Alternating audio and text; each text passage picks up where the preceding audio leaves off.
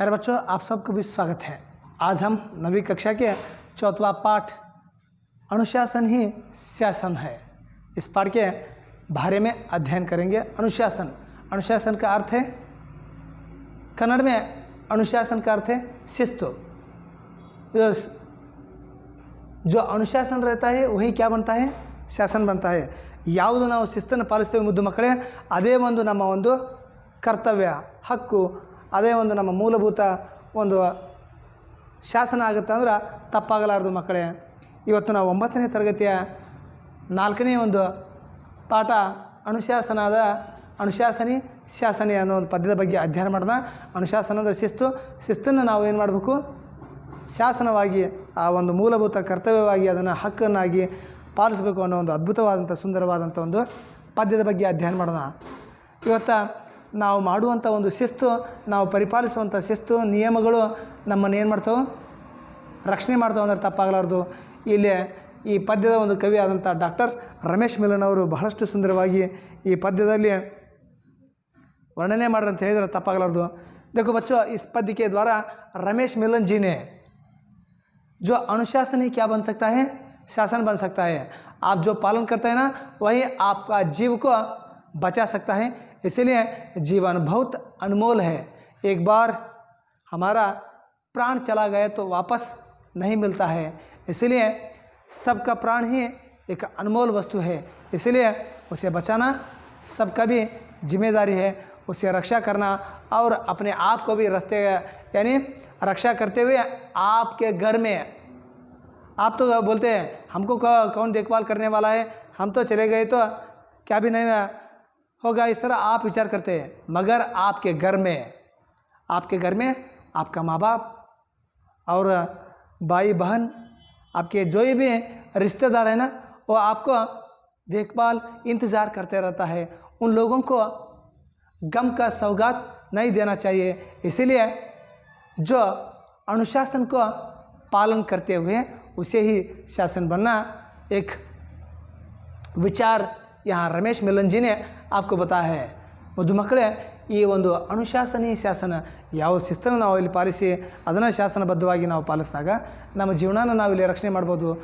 ಇಲ್ಲಿ ರಮೇಶ್ ಮಿಲನ್ ಅವರು ಹೇಳೋದು ಒಂದೇ ಒಂದು ವಿಚಾರ, ನಾವು ರಸ್ತೆ ಒಂದು ಸಂಚಾರ ಮಾಡೋ ಹೊತ್ತಿನೊಳಗೆ ನಮ್ಮ ಜೀವನನ ನಾವು ಏನು ಮಾಡಬೇಕು, ಕಾಪಾಡ್ಕೊಳ್ಬೇಕು. ನಮ್ಮ ಜೀವ ಹೋಗ್ಲಿ ಬಿಡ್ರಿ, ಏನಾಗತ್ತಾ, ಅದೇನು ದೊಡ್ಡದಿದೇನೋ ಅಂತ ನಾವು ಅನ್ಬೋದು.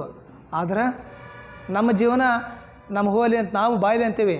ಆದರೆ ನಮಗೋಸ್ಕರ ನಮ್ಮ ಮನೆಯಲ್ಲಿ ನಮ್ಮ ತಂದೆ ತಾಯಿಗಳಾಯ್ತು, ಸಹೋದರ ಸಹೋದರಿ ಆಯ್ತು, ಅಥವಾ ನಮ್ಮ ಯಾವುದೇ ಒಂದು ಸಂಬಂಧಿಕರಾಯ್ತು, ನಮ್ಮನ ಬಗ್ಗೆ ಬಹಳಷ್ಟು ಒಂದು ಅತೀವವಾದಂಥ ಒಂದು ಕಾಳಜಿ ಪ್ರೀತಿ ಇರುವಂಥ ಜನ ಇರ್ತಾರೆ. ನಾವು ನಮ್ಮದ ಬಗ್ಗೆ ತಿಳ್ಕೊಳ್ಳಿ ಅಂದರೂ ನಮಗೋಸ್ಕರ ಕಾಯುವಂಥ ಒಂದು ನಮ್ಮ ಸಂಬಂಧಿಕರು ಇರ್ತಾರಲ್ಲ, ನಮ್ಮ ತಂದೆ ತಾಯಿಗಳು ಇರ್ತಾರಲ್ಲ, ಅವ್ರಿಗೋಸ್ಕರ ಆದರೂ ನಾವೇನು ಮಾಡಬೇಕು, ರಕ್ಷಣೆಯನ್ನು ಮಾಡ್ಕೋಬೇಕು ಅನ್ನೋದನ್ನು ಬಹಳಷ್ಟು ಸುಂದರವಾಗಿ ಇಲ್ಲಿ ರಮೇಶ್ ಮಿಲನ್ ಅವರು ಹೇಳ್ಯಾರ. ಅಂಥ ರಮೇಶ್ ಮಿಲನ್ ಅವರ ಒಂದು ಕಿರು ಪರಿಚಯನ ಮೊದಲನೇದಾಗಿ ನೋಡೋಣ. रमेश मिलन जी का छोटा सा परिचय यहाँ. कवि रमेश मिलन जी का जन्म 7 जुलाई 1946 में उनका जन्म हुआ. उनका जन्मस्थल है उत्तर प्रदेश के बुलंदशहर जिला का माचंड ग्राम में उनका जन्म हुआ. और उनका शिक्षण हिंदी और राजनीति शास्त्र में उन्होंने MA की उपाधि प्राप्त की. और उनकी हास्यभरित एक कृति सोने की मछली, ये हिंदी दूरदर्शन में एक धारावाहिक रूप में प्रसारित हुआ. और बात इतना सी है, और मेहनत की महक इस कृति NCERT द्वारा पुरस्कृत किया गया है.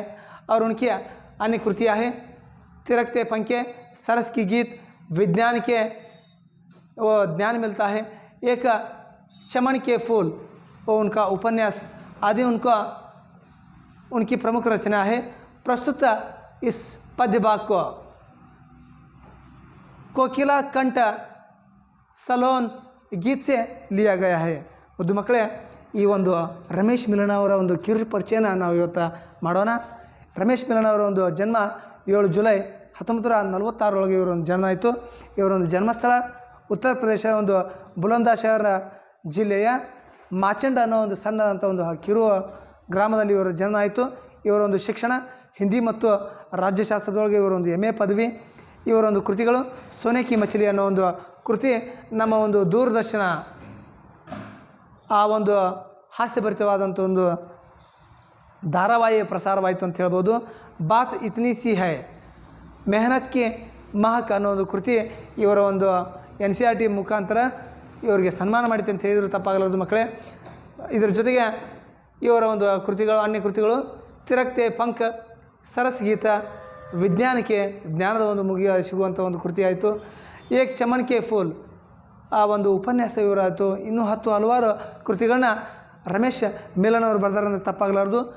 ಈ ಒಂದು ಪ್ರಸ್ತುತ ಒಂದು ಪದ್ಯ ಭಾಗನ ಇವರು ಬರೆದಂಥ ಒಂದು ಕೋಕಿಲ ಕಂಠ ಸಲೋನೆ ಗೀತ ಅನ್ನೋ ಒಂದು ಭಾಗದಿಂದ ಆಯ್ದುಕೊಂಡಿದ್ದಾರೆ ಮಕ್ಕಳೇ. ಇದು ಇವರ ಒಂದು ಕಿರು ಪರಿಚಯ. बच्चों आप सभी भी पद्य का और ध्यान रखिए. पुट संख्या 27 देखो इस पद्य का आशय क्या है. इस पद्य का आशय क्या है. लाल हरी पीली बत्ती ये ट्रैफिक के संकेत. चलो हरी पर रुको लाल पर. पीला करे सचेत सड़क पार जीब्रा क्रॉसिंग पर. इस पद्य के द्वारा विद्यार्थियों के सड़क पार करते समय ध्यान रखने की बात सिखाई जा सकते हैं. देखो बच्चों आप सबको भी यहाँ बताया कि आप सभी भी रास्ते में जाते हुए आप ट्रैफिक सिग्नलों को देखते होंगे. वहाँ हम सभी भी 3 बत्तियों को देखते हैं ट्रैफिक में. एक लाल हरी और पीला. लाल बत्ती चले तो क्या करना होगा. हम सबको भी वहाँ रुकना होगा. और हरी बत्ती चले तो चलना होगा. और पीला बत्ती चले तो सचेत रहना. और हम पैदल चलते हुए और यानी साइकिल चले तो जिब्रा क्रॉसिंग पर ही चलना होगा. और सड़क में जाते समय ध्यान से चलना होगा. आगे दाएं बाएं पीछे आने वाला वाहनों पर सदा ध्यान रखते हुए जाना चाहिए. क्योंकि कोई भी वाहन आकर आपको टकराए तो आपका घायल हो सकते हैं. नहीं तो एक बार आपका प्राण भी चला जा सकता है. इसीलिए आप रास्ते में यानी प्रमुख रास्तों में जाते समय और कोई भी आपके घर के रास्ते में भी चलने वक्त रास्ते के दाएं बाएं आगे पीछे देखते हुए चलना चाहिए. ಮುದ್ದು ಮಕ್ಕಳೇ, ಈ ಒಂದು ಪಾಠದ ಒಂದು ಪದ್ಯದ ಮುಖಾಂತರ ಒಂದು ಹೇಳೋದು ಇಲ್ಲಿ ಕವಿಗಳು ಇಷ್ಟ ಒಂದು ಆಶಯ. ನೀವೀಗಾಗಲೇ ರಸ್ತೆಯ ಒಂದು ದಾರಿ ಒಳಗೆ ಹೋಗೋದ್ನೊಳಗೆ ನೀವು ಪ್ರಮುಖ ರಸ್ತೆಯ ಒಂದು ದಾರಿಗಳಿಗೆ ಹೋದಾಗ ನಾವು ಟ್ರಾಫಿಕ್ನ ಸಿಗ್ನಲ್ಗಳನ್ನ ನೋಡಿರ್ತೀವಿ.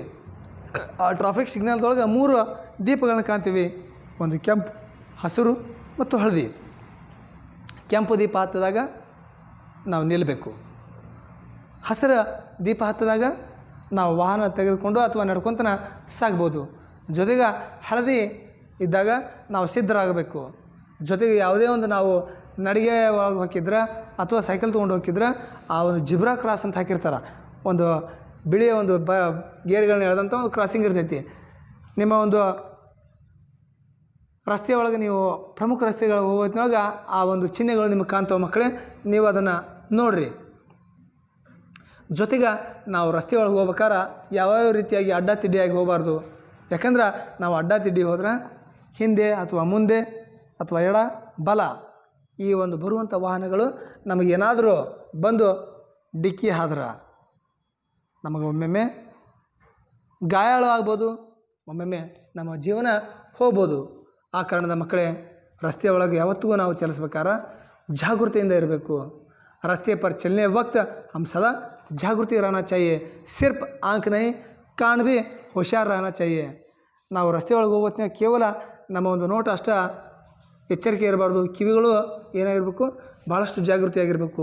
ಯಾಕಂದ್ರೆ ಹಾರ್ನ್ ಹಾಕಿದಾಗ ಆ ಒಂದು ಶಬ್ದ ಕೇಳಿ ಸರಿಯಾದಾತು ಇವೆಲ್ಲನೂ ನಾವು ಪಾಲಿಸಬೇಕು ಅನ್ನೋದನ್ನು ಭಾಳಷ್ಟು ಸುಂದರವಾಗಿ ರಮೇಶ್ ಮಿಲನ್ ಅವರು ಈ ಪದ್ಯದ ಮುಖಾಂತರ ವರ್ಣಾತೀತವಾಗಿ ಹೇಳ್ತಾರೆ ಅಂದ್ರೆ ತಪ್ಪಾಗಲಾರದು ಮಕ್ಕಳೇ.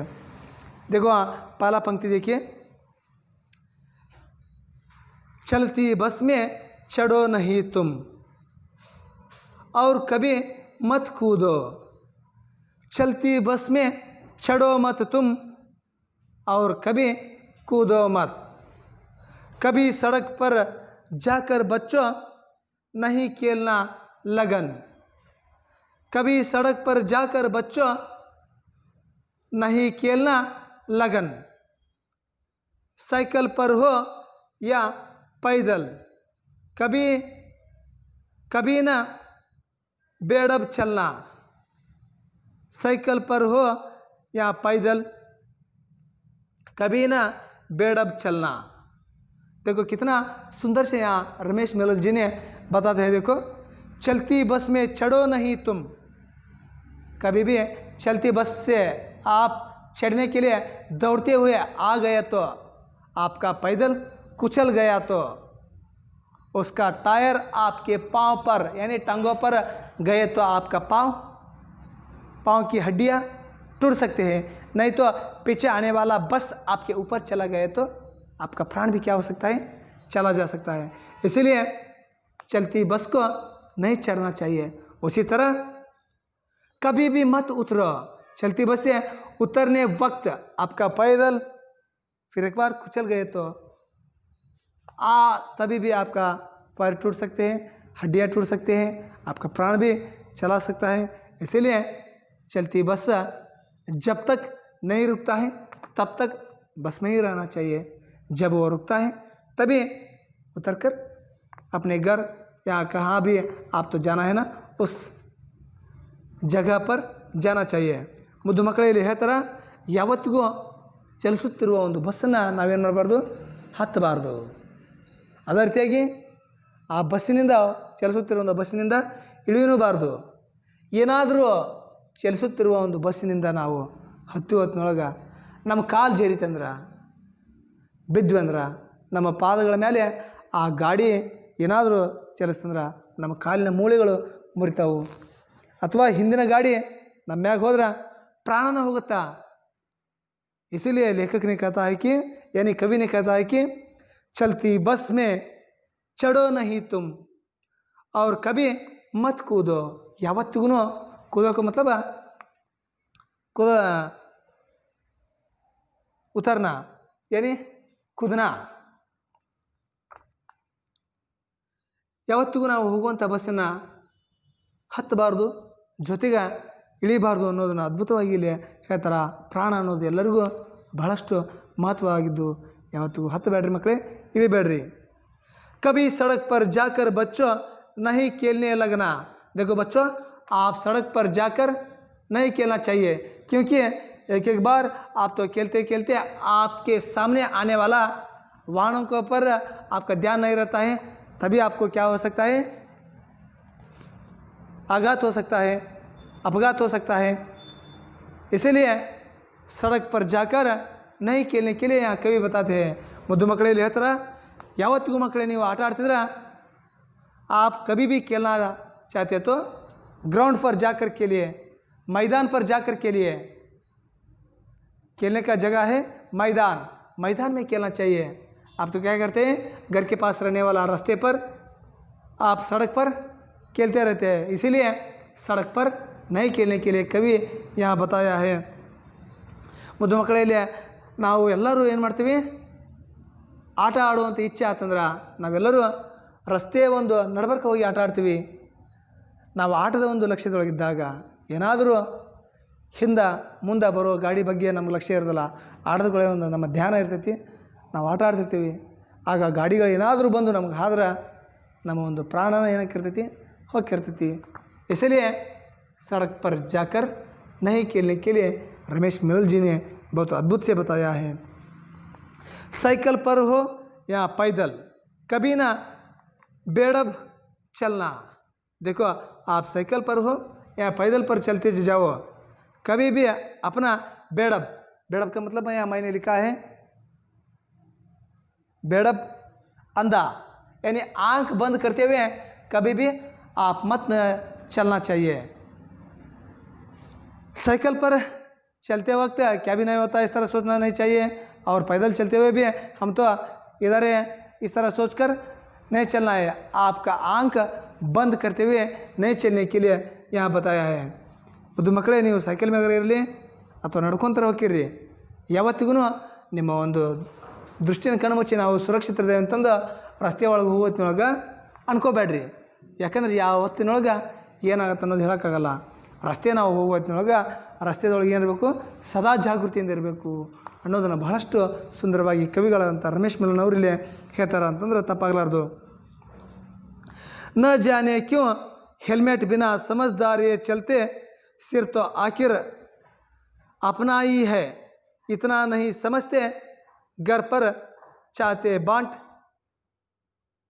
न दो उनका गम की सौगात। देखो आगे कहता है कि न जाने क्यों हेलमेट बिना समझदार या चलते, सिर तो आखिर अपना ही है, इतना ही नहीं समझते, घर पर जाते बांट, न दो उनको गम की सौगात।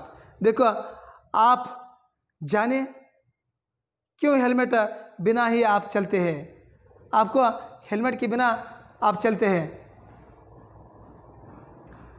आपको सरकार पुलिस वाले अधिकारियों ने आपको दंड डालते, फिर भी आप हेलमेट के बिना ही रास्ते पर चलते हैं।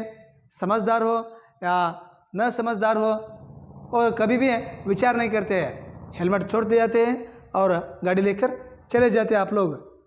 मगर एक्सीडेंट होने पर पहला आपको कहाँ भी चोट लगे तो चलता, मगर सिर पर आपको चोट लगे तो क्या हो सकता है, एक बार आप मूर्ख बन सकते हैं, नहीं तो एक बार आप कोमा अवस्था में चला जा सकता है, एक बार आपका मृत्यु भी हो सकता है।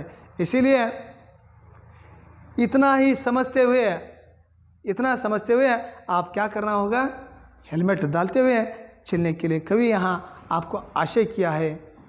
घर पर चाहते हैं बांट, घर पर आपका बांट करता है, यानी प्रतीक्षा करता है, आपका आने का इंतज़ार करता है। इसीलिए आप उन लोगों को गम का मतलब दुख का सौगात यहाँ दिया है, तोहफा, यानी उनको दुख की तोहफा देना नहीं चाहिए। ಮುದ್ದು ಮಕ್ಕಳಲ್ಲಿ ಅದ್ಭುತವಾಗಿ ಕವಿ ಹೇಳ್ತಾರ, ನೀವು ತಿಳಿದವ್ರು ಇರ್ಬೋದು, ತಿಳಿಲಾರ್ದವ್ರು ಇರ್ಬೋದು, ನೀವು ಒಂದು ಏನಾದರೂ ಗಾಡಿ ತೊಗೊಂಡು ಹೋಗ್ಬೇಕಾದ್ರೆ ಹೆಲ್ಮೆಟ್ ಇರಲಾರ್ದ ಯಾವತ್ತಿಗೂ ಪ್ರಯಾಣ ಮಾಡಬಾರ್ದು. ನಮಗೆ ಗಾಡಿ ಒಂದು ಪ್ರಯಾಣ ಮಾಡೋ ಹೊತ್ತಿನೊಳಗೆ ನಮ್ಮ ಒಂದು ತಲೆ ಅನ್ನೋದು ಬಹಳಷ್ಟು ಮುಖ್ಯವಾದದ್ದು. ದೇಹದ ಎಲ್ಲ ಅಂಗಾಂಗಗಳಿಗೆ ಹೊಡೆದು ಬಿದ್ದರೆ ಅದನ್ನು ಸುಧಾರಿಸ್ಬೋದು. ಏನಾದರೂ ತಲೆಗೆ ಹೊಡೆದು ಬಿತ್ತಂದ್ರೆ ನಮ್ಮ ಒಂದು ಮೆದುಳು ಬಹಳಷ್ಟು ಸೂಕ್ಷ್ಮ ಇರ್ತೈತಿ, ನಾವು ಒಮ್ಮೆ ಕೋಮಾವಸ್ಥೆಗೆ ಹೋಗ್ಬೋದು, ಅಥವಾ ರಕ್ತ ಹೆಪ್ಪುಗಟ್ಟಿ ನಂಜಾಗಿ ನಾವು ಏನಾಗ್ಬೋದು, ದಡ್ರು, ಮೂರ್ಖರು, ಹುಚ್ಚರು, पागल बन सकते हैं, ना हुच्च ಆಗ್ಬೋದು, नहीं तो एक बार हमका मृत्यु भी हो सकते हैं, ಏನಾದರೂ ಒಮ್ಮೆ ಹೊಡೆದು ಬಿದ್ದು ನಮ್ಮ ಒಂದು ಜೀವನ ಹೋಗ್ಬೋದು. ಆ ಕಾರಣದಿಂದ ನಾವು ಗಾಡಿಯೊಳಗೆ ಪ್ರಯಾಣ ಮಾಡಬೇಕಾದ್ರೆ ಬಹಳಷ್ಟು ಎಚ್ಚರಿಕೆಯಿಂದ ಇರಬೇಕು. ಆ ಕಾರಣದಿಂದ ನಾವು ಏನೋ ಆಗಲಿ, ಆದರೆ ನಮ್ಮ ಮನೆಯೊಳಗಿರೋ ಏನು ಮಾಡ್ತಿರ್ತಾರೆ, हमारा बांट करते रहता है, बांट का मतलब प्रतीक्षा करने वाला, ನಮ್ಮನ್ನು ಕಾಯ್ತಿರ್ತಾರ, ನಮ್ಮ ಮಗ ಬರ್ತಾನ, ನಮ್ಮ ಮಗಳು ಬರ್ತಾಳ, ನಮ್ಮ ಒಂದು ತಂದೆ ತಾಯಿಗಳು ಬರ್ತಾರೆ ಅನ್ನೋದು ನಾವು ಎಲ್ಲರೂ ಕಾಯ್ತಿರ್ತೀವಿ. ಆದರೆ ಹೆಲ್ಮೆಟ್ ಬಿಟ್ಟುಕೊಂಡು ಹೋದಾಗ ಏನಾದರೂ ಅಪಘಾತ ಅಂತಂದ್ರೆ, ತಲೆಗೆ ಹೊಡೆತು ಬಿತ್ತಂದಾಗ घर में रहने वाला सबको भी किसका सौगात देना पड़ता है, दुख का सौगात. ನಮ್ಮ ಮನೆಯೊಳಗಿರುವಂಥ ಎಲ್ಲ ಒಂದು ಜನರಿಗೆ, ನಾವು ಕಾಯೋರಂಥ ಜನರಿಗೆ ನಾವು ದುಃಖದ ಒಂದು ಉಡುಗೊರೆನ ಕೊಡಬಾರ್ದು, ಅವ್ರಿಗೆ ಮನಸ್ಸನ್ನು ನೋಯಿಸಬಾರ್ದು, ಅವ್ರನ್ನ ದುಃಖದ ಒಂದು ಮಡುವಿನೊಳಗೆ ತೇಲಿಸಬಾರ್ದು ಅನ್ನೋದನ್ನು ಬಹಳಷ್ಟು ಸುಂದರವಾಗಿ ರಮೇಶ್ ಮಿಲನ್ ಅವರು ಹೇಳ್ತಾರೆ. आगे देखिए, दुर्घटना हो जाए सड़क पर कभी ना आंख चुराओ, दुर्घटना हो जाए सड़क पर कभी ना आंख चुराओ, करो मदद घायलों की फौरन अस्पताल पहुंचाओ, करो मदद घायलों की फौरन अस्पताल पहुंचाओ, जीवन है अनमोल कोई ना होने पाए अनाथ, जीवन है अनमोल कोई ना होने पाए अनाथ। देखो कितना अद्भुत से यहाँ बताए। देखो, दुर्घटना हो जाए सड़क पर, कभी आप जाने वक्त सड़क पर क्या भी किसी को भी एक्सीडेंट हो गया तो, आप जाने वक्त सड़क पर किसी को भी एक्सीडेंट हो गया तो आप वहाँ देखते देखते आगे नहीं जाना चाहिए, क्योंकि सबका भी जीव अनमोल है। और घायलों को क्या करना होगा, उनको तुरंत ही मदद करना चाहिए और उसे तुरंत ही फौरन ही उसे अस्पताल पहुंचना चाहिए, क्योंकि सबका जीव क्या है, अनमोल है। और कोई उनका घर में रहने वाला कोई भी अनाथ न हो, इसीलिए उन लोगों को रक्षा करना हम सब का भी कर्तव्य है।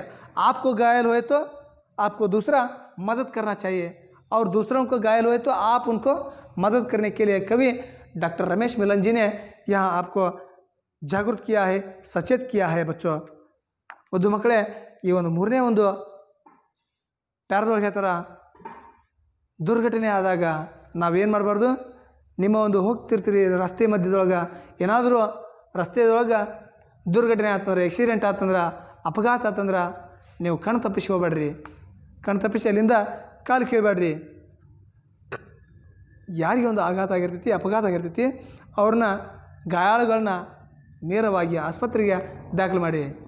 आप सोचते हैं घायलों को हम तो अस्पताल को पहुंचा दिया तो पुलिस से इंक्वायरी होता है, हम तो कोर्ट और कचहरी को जाना पड़ता है, वो छोड़ो, उसका विचार छोड़िए. पहला उनका जीवन पर आप क्या करो, नज़र रखो. एक जीवन तो एक बार चले गए तो जीवन कभी भी नहीं मिलता है. ನೀವು ಅನ್ಕೋಬೋದು, ಏನಾದರೂ ಆಕ್ಸಿಡೆಂಟ್ ಇದ್ದವ್ರನ್ನ ನಾವು ದವಾಖಾನೆಗೆ ಅಡ್ಮಿಟ್ ಮಾಡಿದ್ರೆ ಯಾರು ಮಾಡಿದ್ರು, ಹೆಂಗೆ ಮಾಡಿದ್ರು, ಪೊಲೀಸರು ಎಲ್ಲ ಒಂದು ತಪಾಸಣೆ ಮಾಡ್ತಾರೆ, ಆ ಕಾರಣದಿಂದ ನಾವು ಆಸ್ಪತ್ರೆಗೆ ಸೇರಿಸೋದಿಲ್ಲ ರೀ. ನಮಗೇನು ಹಾಕ್ಬೇಕು ಬಿಡ್ರಿ, ಮತ್ತೊಬ್ರು ಏನಾರ ಅದು ನಾವೇನು ಮಾಡೋದು, ಈ ಮಾತು ನನ್ಬೇಡ್ರಿ. ಯಾಕಂದ್ರೆ ಜೀವ ಅನ್ನೋದು ಒಂದು ಅದ್ಭುತವಾದದ್ದು. ನಿಮಗೇನಾದರೂ ಆತಂದ್ರೆ ಇನ್ನೊಬ್ರು ಸೇರಿಸಿರಬೇಕು, ಅವ್ರಿಗೇನಾದ್ರೆ ನೀವು ಸೇರಿಸಿರಬೇಕು. ಆಗ ಮಾತ್ರ ಇಲ್ಲಿ ಸಮಾಜದೊಳಗೆ ನಾವೆಲ್ಲರೂ ಬದುಕಕ್ಕೆ ಸಾಧ್ಯ. ಸ್ನೇಹಪರ ಜೀವಿಯಾಗಿ ನಾವೆಲ್ಲ ಸಂಘ ಜೀವಿಗಳು, ಒಬ್ಬರಿಗೊಬ್ಬರು ಕೂಡ್ಕೊಂಡು ಬಾಳುವಂಥ ಜನ. ಆದ್ರೆ ಒಬ್ಬಂಟಿಗಳಾಗಿ ಬದುಕಬಾರ್ದು. ಪ್ರಾಣ ಅನ್ನೋದು ಎಲ್ಲರದು ಒಂದು.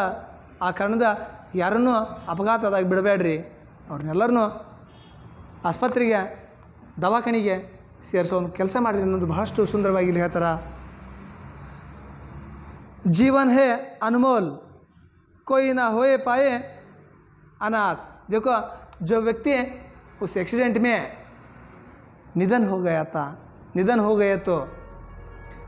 गए तो उनका बच्चा क्या हो सकते हैं, अनाथ हो सकता है. ಯಾವುದಾದ್ರೂ ಒಬ್ಬ ವ್ಯಕ್ತಿ ಆಕ್ಸಿಡೆಂಟ್ನೊಳಗೆ, ಅಪಘಾತದೊಳಗೆ ನಿಧನ ಆದ್ರೆ ಆತನ ಮಕ್ಕಳು ಏನಕ್ಕಾರ, ಅನಾಥರಕ್ಕಾರ. ಇಸಿಲಿಯೇ कोई भी ना हो अनाथ. ಯಾವ ಒಂದು ಮಗುನೂ ಅನಾಥ ಆಗಬಾರ್ದು ಸಮಾಜದೊಳಗೆ. वो अनाथ हो गए तो समाज में वहीं क्या हो सकता है, चोर हो सकता है, डकैत हो सकता है, वहीं हमारा समाज का एक आघातकारी व्यक्ति बन सकता है. इसलिए